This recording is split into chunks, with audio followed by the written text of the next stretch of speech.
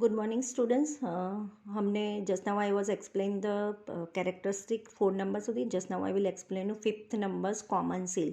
The seal is affixed on the contract share certificates, documents, and the day-to-day transactions of the company to express the concept of the company. तो यहाँ पे common seal में क्या होता है, जब भी आप कोई यहाँ से कंपनी के पास जो भी वो सील बनाता है ना, एक कॉमन सील होता है जो कंपनी कोई भी कॉन्ट्रैक्ट बनता हो, कोई सर्टिफिकेट बनता हो, कोई भी डॉक्यूमेंट बनता हो, तो डॉक्यूमेंट के अंदर साइन करे तो वो बहुत सारे मेंबर्स होते हैं, बहुत सारे पार्टनर्स होते हैं, तो साइन किसकी चलेगी? तो सबकी साइन तो नहीं चलेगी, सबकी साइन इसमें नहीं चलेगी, तो कॉमन एक सील थप्पा लगाते हैं, मतलब स्टैम्प्स कॉमन सील तैयार करते हैं। तो वो कोई भी डॉक्यूमेंट्स के ऊपर वो कॉमन सील लगी हो तो वो मतलब वो को लीगल कंपनी का डॉक्यूमेंट है, ऐसे माना जाता है ना।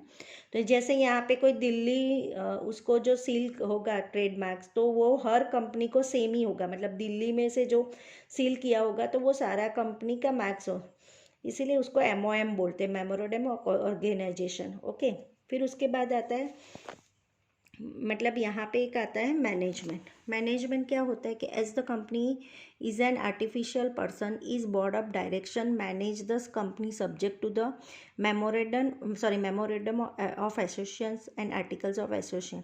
The shareholders act their representative among themselves, who is called the director. As a group, directors are known as a board of directors who manage the company. Thus, the ownerships and the management are separate. मैंने अभी भी बोला कि जो MOM होता है, okay, memorandum organisation, मतलब यहाँ पे कि मैनेजर होता है, कोई 10 कंपनी की टीम बनाते हैं, 10 लोग जो होते हैं कंपनी के अंदर एक तरह का अलग अलग काम संभालते हैं, अलग अलग मैनेजमेंट, अलग मैनेजर यही काम करते हैं। और बोर्ड ऑफ डायरेक्टर को कौन पसंद करता है? जो शेयर होल्डर होते हैं, जो कंपनी के शेयर खरीदते हैं, वो कंपनी के वोट करके वो एक डिसाइड करते बोर्ड ऑफ डायरेक्टर बनेगा, सॉरी। तो जो बोर्ड ऑफ डायरेक्टर नक्की होता है, मतलब जो डिसाइड होते हैं, तो वो एक कंपनी संभालते हैं, मतलब सारा मैनेजमेंट करते हैं। उसमें दूसरा कैरेक्टर आता है स्टेटस ऑफ मेंबर, है ना। स्टेटस ऑफ मेंबर में क्या आएगा कि neither a member can enter into contract on behalf of the company nor can a company be liable for the act of members, as the management and ownerships are separate and also the company has separate legal entity, but a member can enter into contract with the company. मतलब यहाँ पे एक company का एक status होता है, कोई भी कंपनी में उनके जो मेंबर्स होते हैं उन मेंबर का एक स्टेटस कैसा होता है। यहाँ पर कंपनी जो है एक तरह के कॉन्ट्रैक्ट थ्रू शुरू, एक तरह का कॉन्ट्रैक्ट होता है जिसमें हर एक कॉन्ट्रैक्ट में हर एक मेंबर के एक स्टेटस लिखा होता है कि ये मेंबर के एक स्टेटस में मतलब क्या काम करता है, क्या कहलाता है, क्या हिस्सा है उसका, सारी डिटेल्स उसमें होती है, उसकी लायबिलिटी कौन सी है, उन कंपनी में उसका क्या काम क्या है, वो क्या वर्क करता है, जितने भी उसके मेंबर हुए हर एक मेंबर का अलग अलग कॉन्ट्रैक्ट के उस थ्रू नक्की किया जाता है, मतलब डिसाइड किया जाता है उसका स्टेटस क्या होगा। उसके हिसाब से आपको अलग अलग स्टेटस होता है। कोई मेंबर हो, उसके पास कोई भी कंपनी के कोई 50% से ज़्यादा शेयर होते हैं तो वो कंपनी का रियल ऑनर कहलाएगा, है ना। 50% से भी ज़्यादा शेयर होते हैं तो वो अलग एक रियल मेंबर जाना जाता है। उसके बाद आता है number of member. Minimum number of member in private company is 2 and maximum number of member 200. Minimum number of members is 7 while there is no restrictions to the maximum number of members in a public company.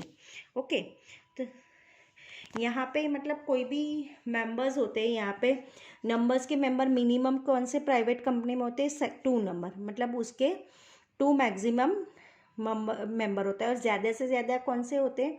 200, मतलब 200 minimum number of member होनी चाहिए। And 7 while there is a no restriction होता है, मतलब कोई भी private company शुरू करती है तब 2 मेंबर की ज़रूरत है, मैक्सिमम 200 की, जैसे मैंने बताया। वैसे प्राइवेट कंपनी की बात बात करते हैं, गवर्नमेंट की नहीं है, प्राइवेट की 2 पर्सन्स और मैक्सिमम 200 पर्सन्स वो मिलके कंपनी शुरू कर सकते हैं।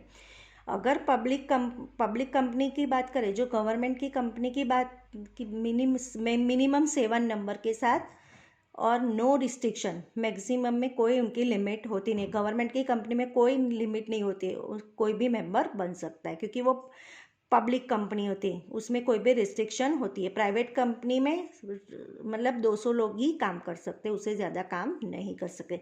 उसके बाद उसके लायबिलिटी ऑफ मेंबर्स है ना, उसके बाद आता है लायबिलिटी ऑफ मेंबर्स में बी लिमिटेड और unlimited. Liability of the members is limited to the share held by them in case of company limited by share. Companies with unlimited liabilities are really seen in reality. Liabilities of the members is limited or unlimited settled in the memorandum of association. Okay, तो यहाँ पे जो इनमें जो भी members होते हैं ना, लाइबिलिटी कैसी होती है, लिमिटेड की अनलिमिटेड, मतलब इनके जो मेंबर्स होते हैं उनकी लाइबिलिटी लिमिटेड होती है, अनलिमिटेड भी हो सकती है, दोनों हो सकती है। इस पर डिपेंड होता है कि किसके शेयर खरीदे, इनके लिए कितना कॉन्ट्रैक्ट में क्या लिखा होता है, उसी के हिसाब से उनकी लाइबिलिटी मेंबर्स की लाइबिलिटी होती है। कानून के थ्रू और लॉ के थ्रू उनका तैयार किया होता है और उसमें जो लिखा होता है उसी को फॉलो करना होता है। उनकी लायबिलिटी कैसे होती है कि अनलिमिटेड, लिमिटेड अनलिमिटेड दोनों लॉ के थ्रू डिसाइड होता है। जिन मेंबर के लिए जो लिखा होता है उनकी लायबिलिटी लिमिटेड है तो वो उनको वही फॉलो करना होता है। कंपनी में कोई लॉस हो गया तो उनको भी उतने ही पैसे देने पड़ेंगे, उससे ज़्यादा उनको देने नहीं, लिमिटेड लायबिलिटी हो गई तो। अगर कोई हो तो अनलिमिटेड मेंबर लिखा होता है अनलिमिटेड लायबिलिटी, तो उनको उनके घर के पैसे या कुछ भी लॉस हो जाता है, अपने पर्सनल एसेट्स में से भी उनको पैसे चुकाने पड़ते हैं। तो ये सारी चीज़ें यहाँ पे थी अपने लायबिलिटी ऑफ मेंबर्स के लिए। फिर है fundamental rights. A company gets a separate legal entity by law but company is not a citizen of the country, hence company has no fundamental right as enjoyed by the citizen. Okay, तो fundamental rights में क्या आता है, company जो होती है वो एक लॉ के थ्रू चलती है, कानून के थ्रू शुरुआत होती है। तो यहाँ पे उनके लिए सारे राइट्स सिटीजन के नहीं मिलते क्योंकि आर्टिफिशियल पर्सन है, रियल पर्सन नहीं है। तो रियल पर्सन होते हैं उसको सिटीजन का हक मिलता है, पर जो आर्टिफिशियल है उसको फंडामेंटल के राइट्स नहीं मिलते।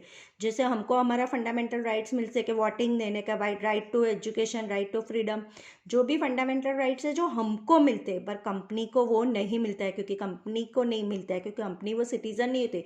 कंपनी आर्टिफिशियल पर्सन है, इसीलिए उसको राइट्स मिलता है, उसके गवर्नमेंट के फंडामेंटल राइट्स उसको मिलते नहीं हैं। ओके, फिर बाद में देन नेक्स्ट है लास्ट, वोटिंग राइट पर share. Members of the company can cast vote on the basis of the number of share they hold. Easy transfer of share and voting per share as special characteristics of the company. Okay, last point है कि यहाँ पे जो भी share होते हैं उसी के हिसाब से हर एक मेंबर के जितने शेयर खरीदे उनके हिसाब से उनको वोटिंग करना होता है, वोटिंग राइट मिलता है। जिसके कंपनी के ज़्यादा शेयर खरीदे तो उसके हिसाब से उसको ज़्यादा वोट दे सकता है, और जिसके कम शेयर खरीदे उसको कम शेयर, उसके वोटिंग के देने का राइट मिलता है। ओके, तो यहाँ पे कंपनी में जो भी वोटिंग का राइट होता है शेयर के अकॉर्डिंग ही होता है। मतलब यहाँ पे वो थोड़ा अलग अलग डिफरेंट, वहाँ पे सोशल मतलब हमने कोऑपरेटिव सोसाइटी में ऐसा नहीं होता है, कंपनी में ऐसा होता है, शेयर के हिसाब से होता है। कोऑपरेटिव सोसाइटी में तो जिसने जितने भी शेयर कर दे पर उनका हक सेम ही होता है, पर यहाँ पे कंपनी में ऐसा होता नहीं, जिसने ज़्यादा शेयर खरीदे उसको वोट ज़्यादा मिलते हैं, ऐसा चलता है। अभी कंपनी के कैरेक्टरिस्टिक, अब उसके एडवांटेजेस है, तो next video I will explain you advantages. Okay students, thank you.